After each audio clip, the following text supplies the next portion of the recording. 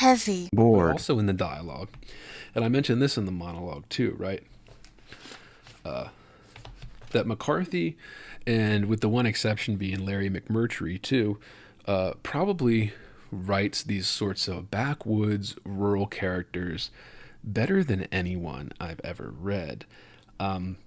There's this kind of, yeah, as I said, apart from McMurtry, as far as I've read, and I mean, if there's anybody out there that I think is better, I'd love to hear it from listeners. But again, you'd be hard pressed to tell me there is anybody who writes about these kind of rural backwoods characters better than McCarthy, McMurtry, and the like, right?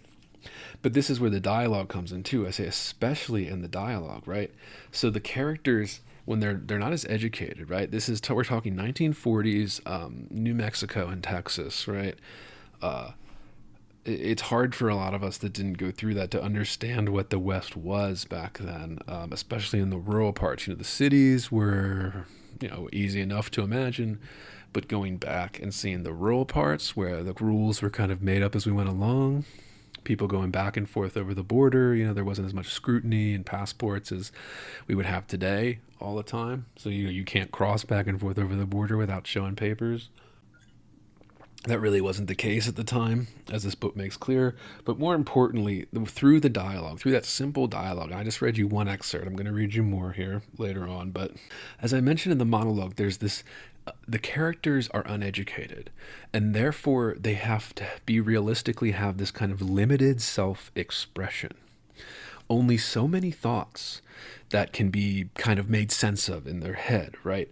Only so many ways they know how to express themselves. So when they're feeling something very complex, it's very difficult. And I think the realism in a lot of McCarthy's work is he shows that the character is struggling through this kind of simple responses in the dialogue, or in the case of Billy, like I already said, no response when he's being fed by, strangers in their kitchens and they're giving him advice.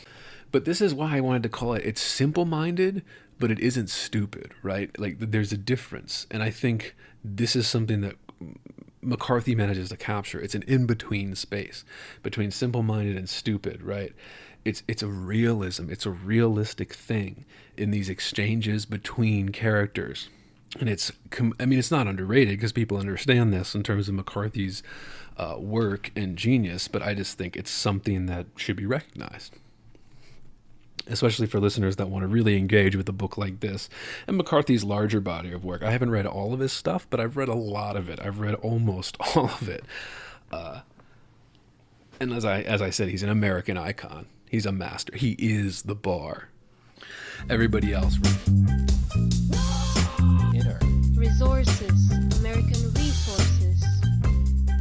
Being bored? Some activities are intentional, right? It shows such a lack of gratitude for life. Bored. I aspire to boredom, I should say. Bored. Heavy. I am heavy. Bored. Has you the night sweats and the day sweats, pal? Pal, I do.